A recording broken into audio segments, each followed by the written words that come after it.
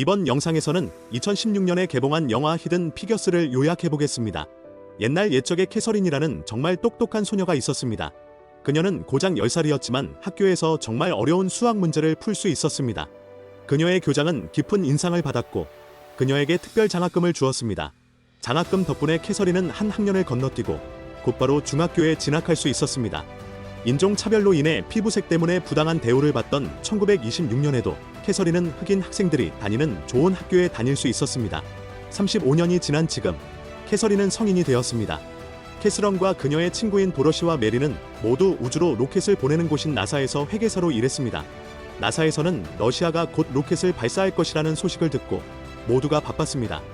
미국 정부 관리들은 매우 화가 나서 나사의 상사인 해리슨에게 러시아와 경쟁하기 위해 로켓을 빨리 만들라고 말했습니다.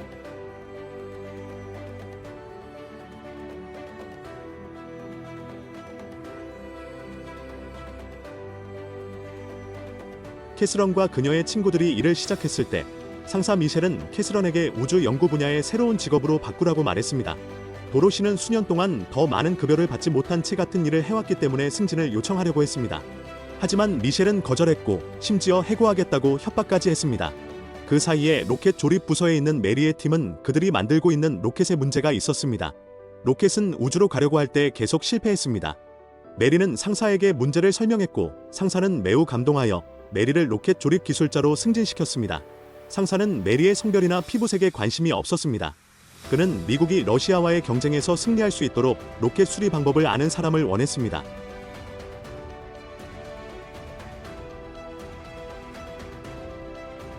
나중에 캐스런은 우주연구부서로 옮겼습니다. 그러나 캐서린이 그곳에 도착했을 때 그녀는 관리인으로 오해를 받았습니다. 캐서린이 해리슨을 만났을 때 그는 즉시 캐서린이 로켓 발사에 관한 까다로운 수학 문제를 풀 수 있는지 물었습니다. 캐서린은 몇 시간만 지나면 문제를 해결할 수 있을 것이라고 자신있게 말했습니다. 캐스런을 테스트하기 위해 해리슨은 홀이라는 회계사의 보고서를 캐스런에게 전달했습니다. 일하는 동안 캐서린은 화장실을 이용해야 했는데 근처에는 흑인을 위한 화장실이 전혀 없었습니다. 그래서 캐서린은 그곳의 화장실을 이용하기 위해 예전 건물까지 800m를 달려가야 했습니다.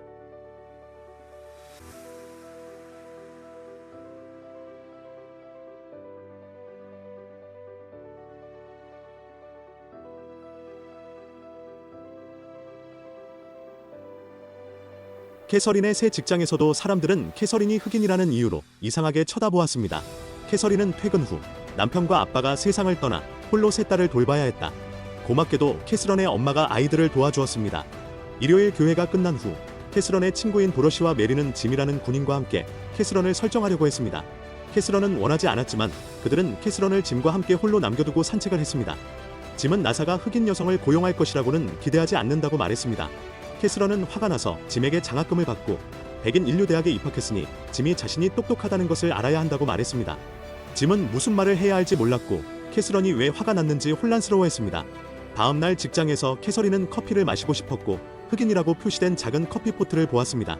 그녀는 인내심을 갖고 다시 일하러 가야 했습니다.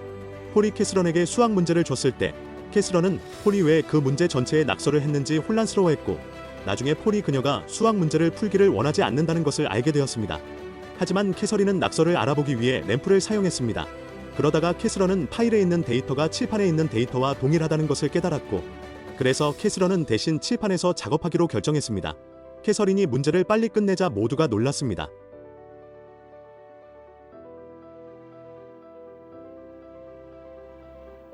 그날 늦게 해리슨의 사무실에서 폴은 캐스런에게 휘갈겨 쓴 데이터로 수학 문제를 어떻게 풀 수 있었는지 물었고 캐스런은 그 방법을 설명했습니다.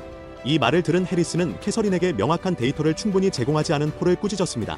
그런 다음 해리슨은 폴에게 캐스런이 프로젝트를 완료하는 데 필요한 모든 것이 있는지 확인하라고 말했습니다.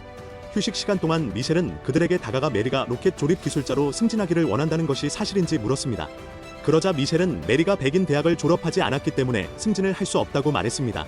메리는 실제로 지식이 풍부했지만 이 규칙 때문에 문제가 되지 않았습니다. 메리는 마음이 아팠지만 아무 말도 하지 않았습니다. 며칠 후 도로시는 아이들을 데리고 시립 도서관에 갔는데 그곳의 한 여성이 도로시에게 그곳은 흑인들을 위한 장소가 아니기 때문에 떠나라고 말했습니다. 집으로 가는 버스에서 도로시는 도서관에서 가져온 책을 몰래 보관했습니다. 도로시는 아이들에게 커서도 존중받고 싶다면 똑똑해야 한다고 말했습니다. 어느 날 밤 도로시는 집에서 파티를 열었고 캐서린은 짐을 만났습니다. 그런 다음 짐은 이전의 한 말에 대해 사과하고 캐스런에게 춤을 추자고 요청했습니다. 캐서린은 짐을 용서했지만 춤을 추는 동안 라디오를 통해 러시아가 성공적으로 로켓을 발사하고 행성 주위를 돌았다는 소식을 들었습니다. 방은 조용해졌습니다. 다음 날 아침 일찍 해리스는 로켓이 날아갈 때까지 모두가 초과 근무를 해야 한다고 발표했습니다. 그러나 추가 작업을 수행했음에도 불구하고 로켓 테스트는 계속 실패했습니다. 그런 다음 나사는 도움을 줄 멋진 기계를 얻었지만 아무도 그것을 사용하는 방법을 몰랐습니다. 그래서 도로시는 밤새도록 비밀리에 기계를 연구하고 알아냈습니다. 한편 메리는 로켓 엔지니어가 되기 위해 백인 대학에 지원하기 위해 법원에 가기로 결정했습니다. 며칠 후 해리스는 캐서린이 근무 시간에도 계속 사무실을 떠나는 것을 보고 화가 났습니다.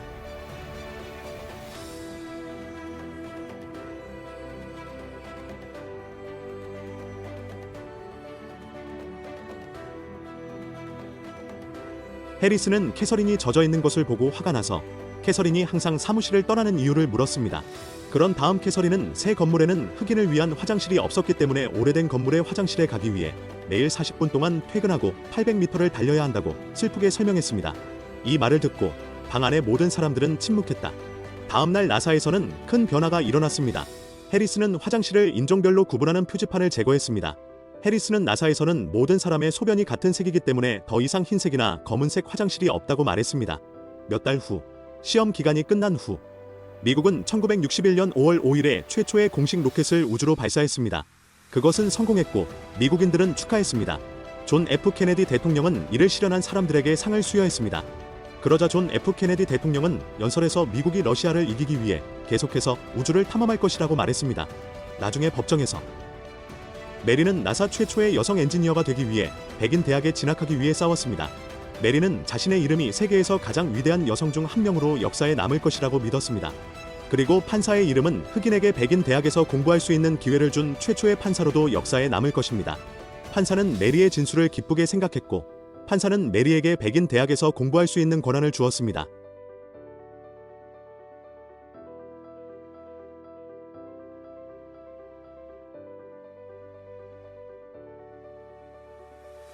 사무실로 돌아온 캐스런은 다음 로켓 발사 수학 공식을 연구하고 싶었습니다. 폴은 동의하지 않았지만 해리스는 과거 업무 성공을 바탕으로 캐스런을 신뢰했습니다. 우주에서 47일을 보낸 뒤 나사 로켓을 탔던 우주비행사가 돌아왔지만 로켓은 착륙 도중 바다에 추락했다. 정부 관리들은 국민의 돈이 낭비되는 것에 화가 났고 해리슨에게 다음에는 더 잘하라고 말했습니다. 나중에 캐스런은 폴에게 계산 결과를 제공했지만 폴은 데이터가 변경되었기 때문에 이를 거부했습니다. 그래서 캐스런은 최신 정보를 얻기 위해 회의에 참여해달라고 요청했지만 폴은 거절했습니다. 다음 날에도 같은 일이 반복됐다. 그러나 이번에는 캐서린이 해리슨에게 최신 정보를 유지하기 위해 회의에 참석할 수 있도록 간청했고 해리슨은 결국 동의했습니다. 회의 중에 캐스런은 단 몇 분 만에 어려운 수학 문제를 풀어 모두를 놀라게 했습니다. 이것은 누구도 풀 수 없는 어려운 수학 문제였습니다.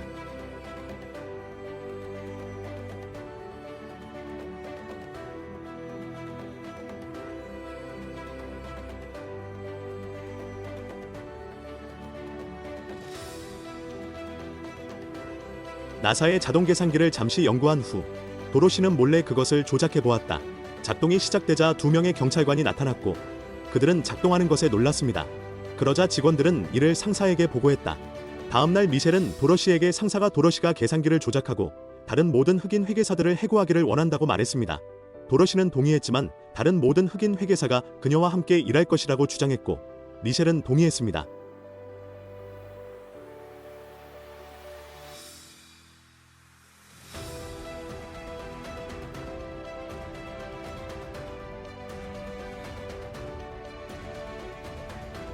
메리의 대학 첫날, 그녀의 강사는 수업 중에 흑인 여성을 보고 혼란스러워했습니다. 메리는 자신이 합법적으로 등록되었다고 설명했습니다. 그리고 메리는 학급에서 유일한 흑인 여성이었지만 배우고 싶어 했습니다. 캐스런이 직장에서 집에 돌아왔을 때 캐스런은 모두가 차려입고 특별 저녁 식사가 준비되어 있는 것을 보고 놀랐습니다. 그런 다음 짐은 저녁 식사 중에 캐스런에게 청혼했고 캐스런은 기꺼이 수락했습니다.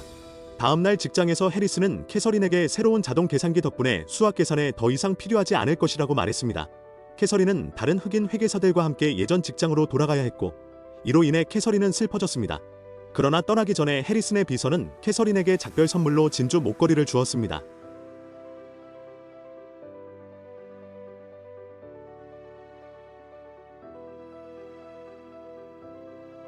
며칠 후 캐서린은 결혼식을 축하했습니다. 1962년 2월 20일 미국은 두 번째 로켓을 발사했고 이번에는 로켓이 궤도를 향해 발사되었습니다. 제어실에서 해리스는 기계의 계산이 어제의 계산과 다른 이유를 폴에게 물었습니다. 그래서 해리스는 우주 비행사에게 전화를 걸어 문제를 설명했습니다. 그런 다음 우주 비행사는 해리슨에게 캐서린에게 데이터를 다시 계산하라고 요청했습니다. 왜냐하면 우주 비행사는 캐서린이 다른 누구도 풀 수 없는 어려운 수학 문제를 풀 때 회의에 참석했기 때문입니다. 우주 비행사는 캐서린이 좌표 계산이 정확하다는 것을 확인할 수 있다면 임무를 계속할 것이라고 말했습니다. 그렇지 않으면 임무가 중단될 것입니다. 그런 다음 해리스는 직원 중 한 명에게 즉시 계산을 캐스런에게 가져가고 캐스런에게 신속하게 다시 계산하도록 요청하라고 말했습니다.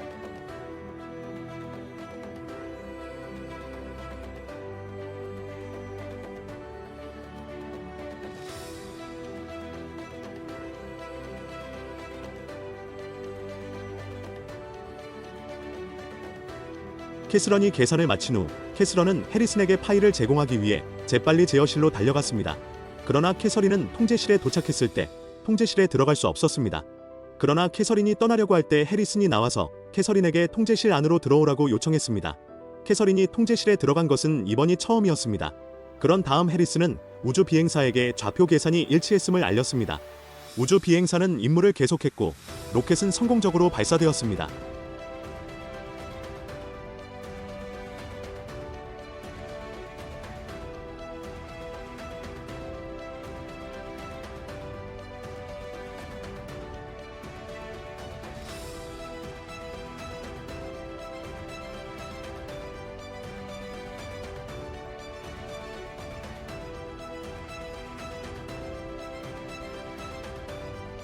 저녁에 도로시가 집에 가려고 할 때 미셸은 도로시에게 도로시를 계산기계 부서의 책임자로 임명한다는 공식 서한을 주러 왔습니다. 그리고 그 결과로 이제 미셸과 도로시의 위치는 동일해졌습니다. 그래서 미셸은 존경심에서 도로시를 MRS 본이라고 부르기 시작했습니다. 몇 시간이 지나자 탐사궤도 임무는 순조롭게 진행됐으나 곧바로 로켓이 하강해야 한다는 경고등이 켜졌다. 이는 TV와 라디오를 통해 방송됐다. 착륙하는 동안 지구 대기의 열 차단층에 문제가 발생하여 우주 비행사는 통제실과의 통신이 두절되었습니다.